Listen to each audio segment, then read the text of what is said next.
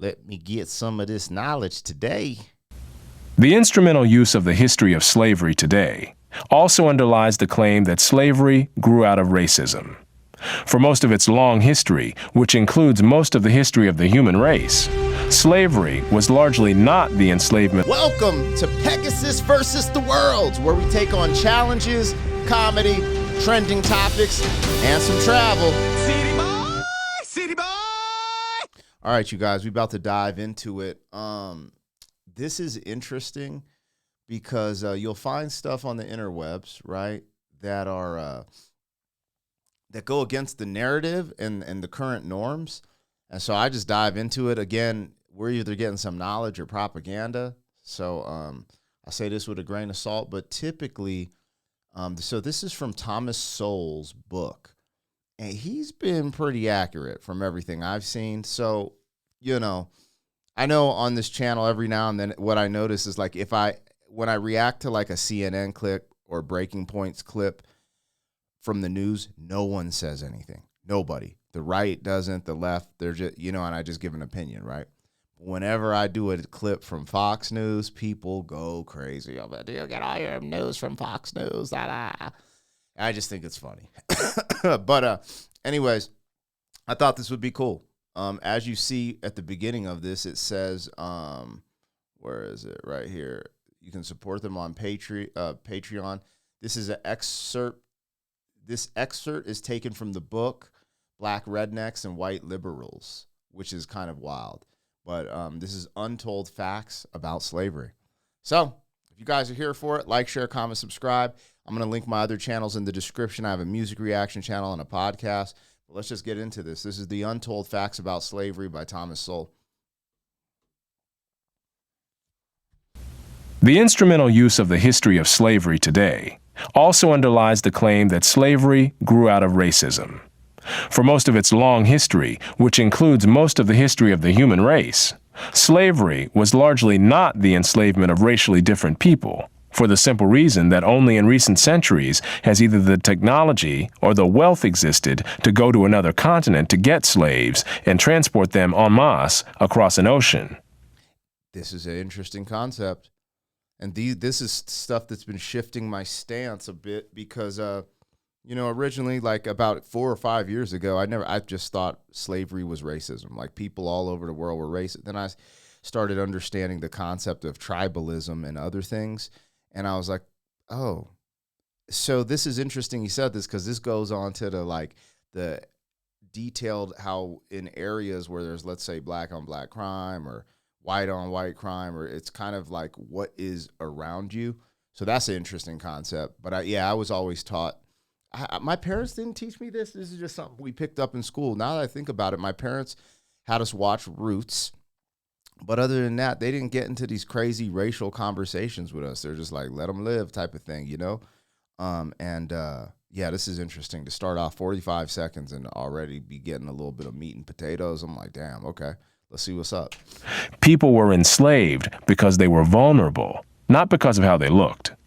The peoples of the Balkans were enslaved by fellow Europeans, as well as by the peoples of the Middle East, for at least 6 centuries before the first African was brought to the Western Hemisphere.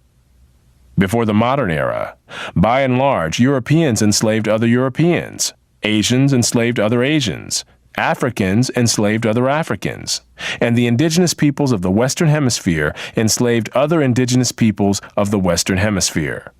Slavery was not based on race, much less on theories about race. Only relatively late in history did enslavement across racial lines occur on such a scale as to promote an ideology of racism that outlasted the institution of slavery itself. Interesting. So he is, he's pointing out the fact that there was racism in slavery, but that's not the origins of it. That's not the origins of it. Slavery was just a worldwide thing that people did, which is kind of crazy just to think that it was just like, oh yeah, I need help. I'm going to go take this help. It's just a wild concept. What's even more wild is in America, there's this underlining narrative, I think, in Europe as well, that all a certain demographic of people are evil, and they went and did this all over the world by themselves, when essentially what I'm seeing here is everyone was involved in slavery, at least from this little piece I'm starting to hear. Did Europeans in general win the colonization thingy? Yeah, they came out on top with that. But essentially, it just seems like some of these things are they're rooted in different things than I was led to believe. You guys tap it in the comments. I'd love to hear what you guys think about all this. Wherever a separate people were enslaved, they were disdained or despised, whether they were different by country, religion, caste, race, or tribe. In East Africa, the Maasai were feared slave raiders, and other African tribes, either alone or in conjunction with Arabs, enslaved their more vulnerable neighbors. As late as 1891, it was reported that Manyuema slavers had demoralized surrounding tribes, destroying crops, and famine reigned everywhere. Even in the early 20th century, Abyssinians were still raiding other Africans and carrying off slaves. It was 1922 before the British had gained sufficient control in Tanganyika to stamp out slavery there. Arabs were the leading slave raiders in East Africa, ranging over an area larger than all of Europe. The total number of slaves exported from East Africa during the 19th century has been estimated to be at least 2 million.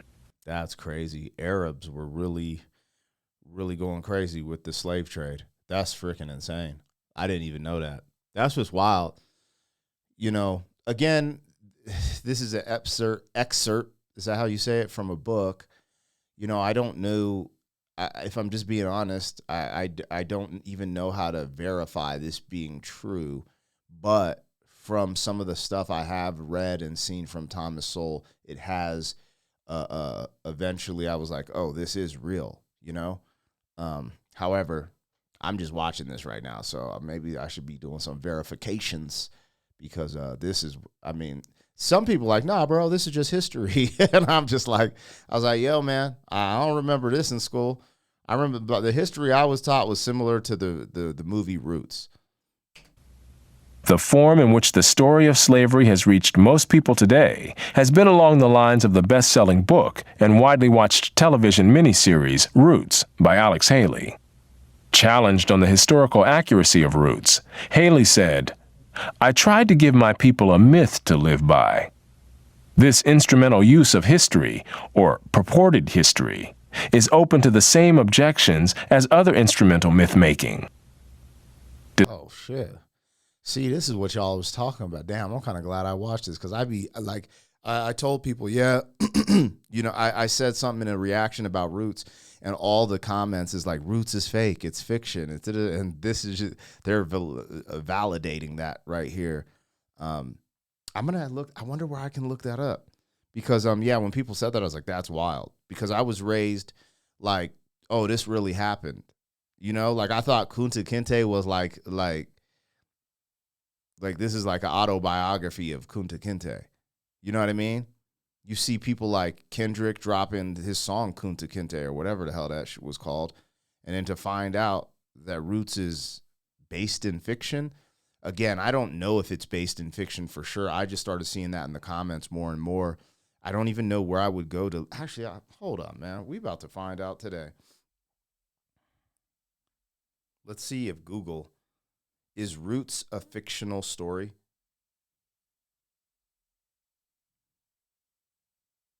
See, this is what's crazy. This is where the AI, Google's AI, this is the answer, okay? I ask Google's AI, is Roots a fictional story? No, Roots is not considered a true story. While based on Alex Haley's own family history and extensive research into slavery, the narrative itself is considered historical fiction. That's crazy. And you see how they tried to answer it? So I asked, is Roots a fictional story? And I think it answered it on this way. It says no. But then it says it's a fictional story. Am I tripping? Am I reading that wrong? It literally said, I put, is Roots a fictional story? And the first thing it says, no, comma. So if I'm saying, is this fiction? Is this fake? Is Roots a fake story? It's saying no. But then after the comma, it says, in quotations, Roots is not considered a true story. While based on Alex Haley's own family history and extensive research into slavery, the narrative itself is considered historical fiction, meaning most of the dialogue and specific incidents are fictionalized, even though the overall historical context is accurate. I see what they did there. This is what I'm telling you. This is why I watch videos like this on the internet, because I feel like there's something they ain't telling me. And there's, it's funny because you'll go back and forth. Like a bunch of people were saying that the conservative right wing or the Republicans wanted to keep certain history out of school. And I think that's wrong. If it's actual, accurate American history, it needs to be in there. All about slavery, all these things. However, if these are somewhat fictional recounts or like theories of, certain ideologies, and it's not the actual history, like I never learned anything that we watched here so far. So I just think that's wild. Despite the impression created by Roots, during the era of the massive slave trade from West Africa, a white man was more likely to catch malaria in Africa than to catch slaves himself. The average life expectancy... For real? I didn't even think of that. I thought they always said the Europeans brought all the diseases everywhere and killed everyone. Yeah. I got to read that book, Guns, Germs, and Steel. That makes sense, because you still got to get shots and stuff to go over to certain continents. Interesting. Of the massive slave trade from West Africa, a white man was more likely to catch malaria in Africa than to catch slaves himself. The average life expectancy of a white man in the interior of sub-Saharan Africa at that time was less than 1 year. By and large, men from Europe or the Western Hemisphere came to the coasts of Africa, bought their slaves, and left as soon as possible.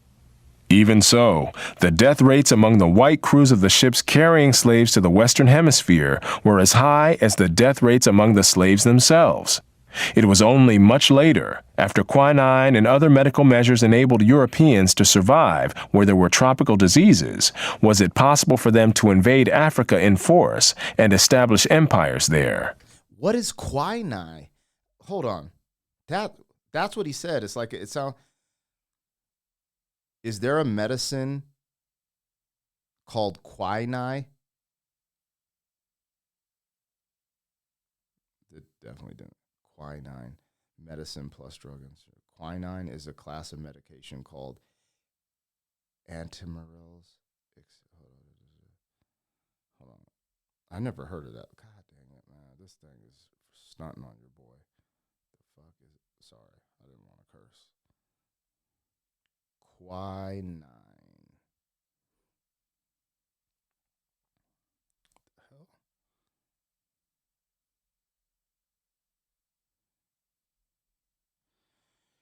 Let me see.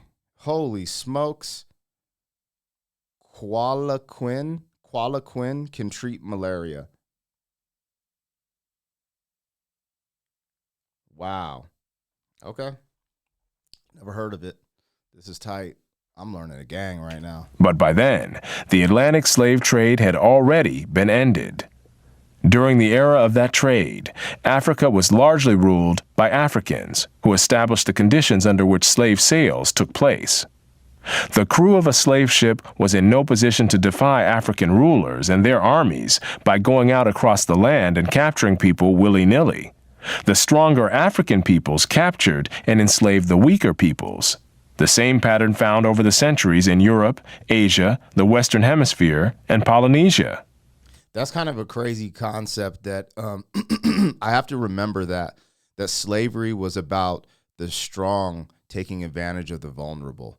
And when we talk about these things, like people talk about why black folks are so good in sports, and they'll say it has something to do with the breeding of slavery. But right here, they're insinuating that the strong Africans captured the weaker ones. So if you're telling me these are the traits we got from the weaker ones, that is insane. That means in Africa, we over here sitting on gems. That is nuts, you guys. In Nyasaland, the Ngoni and Yao swaggered over and terrorized other tribes. In Uganda, the Baganda made life miserable for their neighbors.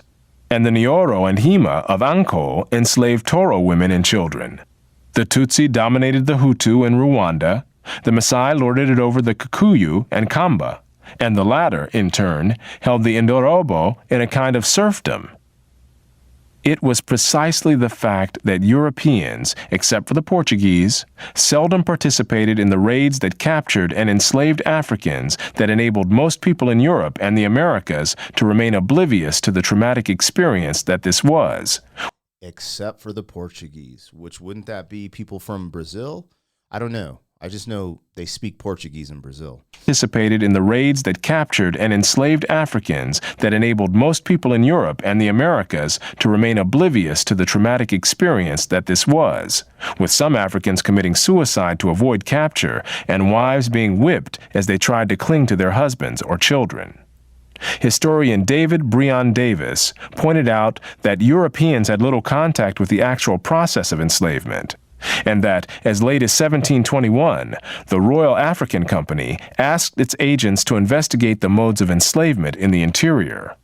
Europeans typically saw only the end results, enslaved people being offered for sale on the coast. It was much the same story in the Ottoman Empire, where those who bought slaves had no idea what these slaves had been through before. The unique position of the Western world in the history, and especially the destruction of slavery, need not imply that there was unanimity within the West on this institution. In addition to whites who defended the enslavement of Africans on racial grounds, or who opposed general emancipation on social grounds, there were many whites, and even blacks, who defended slavery as a matter of self-interest as slave owners. Although most black owners of slaves in the United States were only nominal owners of members of their own families, there were thousands of other blacks in the antebellum South who were commercial slave owners, just like their white counterparts. An estimated 1/3 of the free persons of color in New Orleans were slave owners, and thousands of these slave owners volunteered to fight for the Confederacy. Hold on. Did he say 1/3? Bro, I heard this because Candace Owens and them be saying this, and I was like, I never even heard of this, right? Then I was watching this PBS thing with Don Cheadle, and he found out his family was enslaved by Native Americans. And I was like, natives had slaves too? What the are we doing, people? So that's the common narrative that no one wants to talk about, is that everyone has slaves. Let's just put it that way. And it was self-interest, because it was something accepted at the time. And where it went wrong, it sounds like, from this video, is that a certain sect of the people created an ideology that, let's say, black folks were lesser, that came from the slave trade or whatever. But what they're expressing here is that's not how it started. And everyone took involvement in the slave trade, and it was just the hustle of the time. Because we do know after slavery ended, we saw the dramatic way that, a lot of the South went and stuff like that, with the segregation, the this, the that. I mean, there's just so much there. So I don't think they're discrediting that, but just also letting you see these little things that are nuanced conversation pieces that are not, I've never heard this in school. I don't know. They don't teach this in school. Y'all will have to clear that up in the comments. This is not taught in school, you guys, which is what needs to happen, is the full history of all things that are taught, Anyways, this is wild. This is wild. An estimated 1/3 of the free persons of color in New Orleans were slave owners, and thousands of these slave owners volunteered to fight for the Confederacy during the Civil War. Thousands of black slave owners in Louisiana. 1/3. Bro, I don't know how to verify this. Let me look at Google. I don't even know the time period, though, to ask. At one point, was there 1/3 black slave owners in Louisiana? Let's see what it says. Get the out of here, bro. Google. AI technology is saying yes, at one point, about 40% of free black households in Louisiana owned slaves. This was a high percentage compared to other states. I just got a reckoning. You know, I actually like Candace Owens. There's stuff that I disagree with her on. But now I'm just like, yo, I kind of have to go back and listen to some things that I discredited her for.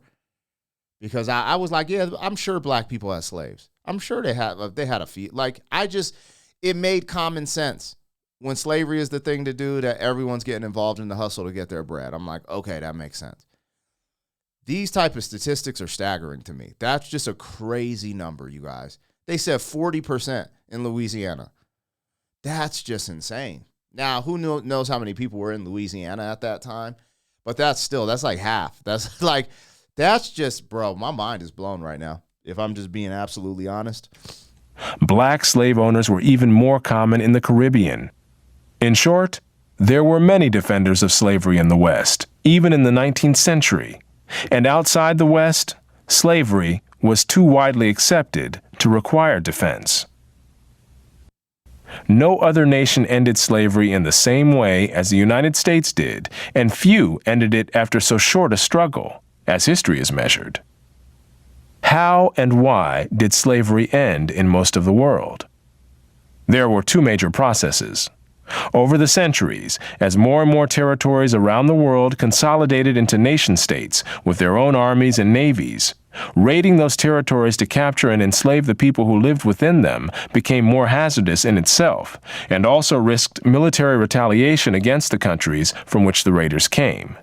Thus, more and more peoples became off-limits to slave raiders over time. Put differently, the areas which remained subject to slave raiding over the centuries were primarily those where the people lived in smaller or weaker societies. Such societies continued to exist where it was difficult, for geographic or other reasons, to consolidate large areas under one government. This was true of the Balkans, the backwaters of Asia, and much of sub-Saharan Africa. By the early modern era, sub-Saharan Africa, with its numerous and severe geographic handicaps, was one of the last remaining areas from which vast numbers of people could be enslaved. Bro, I don't even know what to say. I honestly do not know what to say, you guys. You know what's funny? Y'all want to hear the truth? When you do reactions to stuff like this, YouTube a lot of times demonetizes the video. They say it's unsuitable for ads. You didn't hear one curse word. I double-checked some of the stuff on Google. It lines up to be accurate. But I have reacted to a Thomas Sowell video in the past, and it was not suitable for ads, meaning that they're not getting paid for it, and I couldn't get, I can't monetize the video either, because it's, what's the word? I can't think of it right now. They were saying it's offensive. It's offensive material to talk about history. This blew my mind, you guys. I've never heard some of this stuff before. And some of it I've heard like inclinations of, but like the preciseness, like that hit with a stunning blow. Oh man. Anyways, I got to go digest this for a little bit. You guys let me know what I got, what I missed. Also tap in the comments and let me know what you're on. Again, when I came into this, I'm like, we're either getting some knowledge or some propaganda. I feel like we gained some knowledge here, but hey, y'all let me know. City boy, city boy.